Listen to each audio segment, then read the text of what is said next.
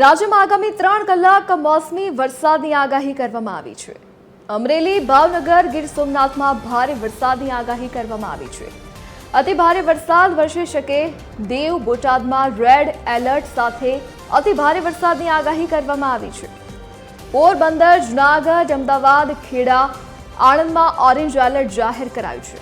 વડોદરા, પંચમહાલ, દાહોદ, ભરૂચ, નર્મદામાં ભારે વરસાદની આગાહી કરવામાં આવી છે। સુરત, તાપી, નવસારી, ડાંગ, વલસાડમાં ભારે વરસાદની આગાહી કરવામાં આવી છે। પાટણ, મહેસાણા, ગાંધીનગરમાં હળવાથી મધ્યમ વરસાદની આગાહી કરાઈ છે। કચ્છ, મોરબી, સુરેન્દ્રનગર, રાજકોટ, જામનગરમાં હળવા વરસાદની આગાહી કરવામાં આવી છે। તો રાજ્યમાં આગામી 3 કલાક વરસાદી માહોલ રહેશે। અમરેલી, ભાવનગર, ગીર સોમનાથમાં અતિ ભારે વરસાદની હવામાન વિભાગે આગાહી કરી છે। તો દેવ, બોટાદમાં રેડ એલર્ટ સાથે ભારે વરસાદની આગાહી કરવામાં આવી છે। તો પોરબંદર, જૂનાગઢ, અમદાવાદ, ખેડા, આણંદમાં ઓરેન્જ એલર્ટ જાહેર કરાયું છે। તો વડોદરા, પંચમહાલ, દાહોદ, ભરૂચ, નર્મદામાં પણ ભારે વરસાદની આગાહી। સુરત, તાપી, નવસારી, ડાંગ, વલસાડમાં પણ ભારે વરસાદની હવામાન વિભાગે આગાહી કરી છે। તો પાટણ, મહેસાણા, ગાંધીનગરમાં હળવાથી મધ્યમ વરસાદની આગાહી કરાઈ છે। કચ્છ, મોરબી, સુરેન્દ્રનગર, રાજકોટ, જામનગરમાં હળવા વરસાદની હવામાન વિભાગે આગાહી કરી છે।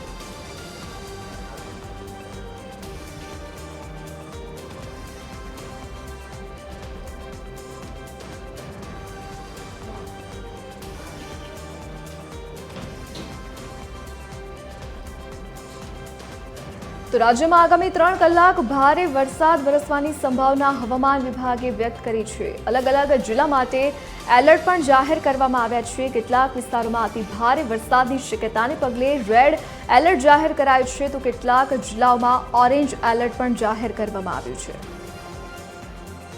સંવાદદાતા અભિષેક સિંહ વાઘેલા આપણી સાથે લાઈવ જોડાઈ ગયા છે। અભિષેક, આગામી 3 કલાક માટે રાજ્યમાં વરસાદ વરસવાની સંભાવના વ્યક્ત કરી છે હવામાન વિભાગે। આ સાથે જ કેટલાક જિલ્લાઓ માટે રેડ એલર્ટ પણ જાહેર કરવામાં આવ્યા છે।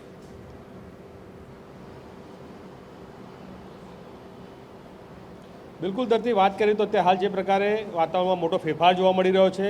કમોસમી વરસાદ જે છે તે ન માત્ર અમદાવાદ શહેર પરંતુ રાજ્યભરના તમામ જિલ્લાઓમાં જે જોવા મળી રહ્યો છે અને તેને લઈને હવામાન વિભાગ જે છે તે સતત મોનિટરિંગ કરી રહ્યો છે। હવામાન વિભાગ આગામી 3 કલાક માટે અલગ અલગ પ્રકારના એલર્ટ જે છે તે જાહેર કર્યા છે। હું મારી પાછળ આપણે દ્રશ્યો બતાવવા માંગીશ કે જોઈ શકાય છે કે અત્યારે હાલ વહેલી સવારથી જ અમદાવાદમાં જે છે તે વાદળછાયું વાતાવરણ જોવા મળી રહ્યું છે।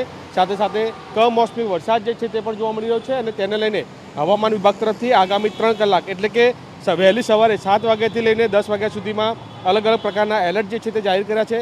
જેમાં અવકાશ બુલેટિનની આપણે વાત કરીએ તો અમરેલી, ભાવનગર, ગીર સોમનાથ, દીવ, બોટાદ સહિતના જે જિલ્લાઓ જે છે ત્યાં રેડ એલર્ટ સાથે અતિ ભારે વરસાદ વરસે તે પ્રકારની શક્યતા જે છે તે દર્શાવી છે।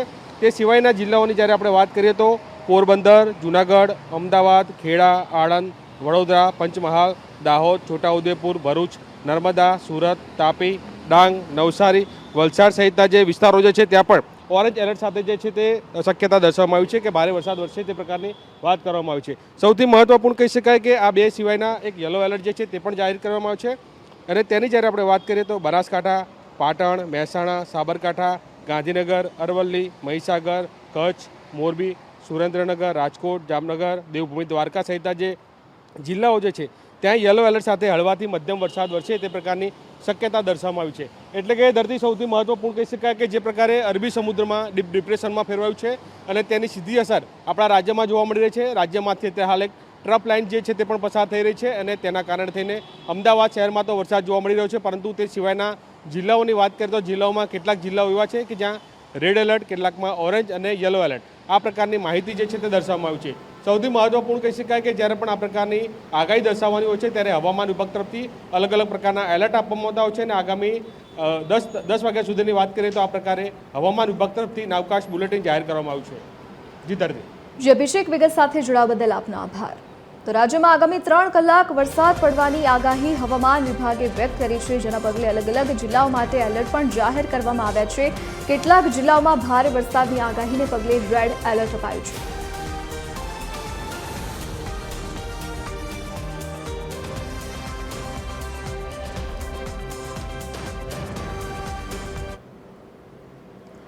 રાજ્યમાં કમોસમી વરસાદનો કહેર જોવા મળ્યો છે.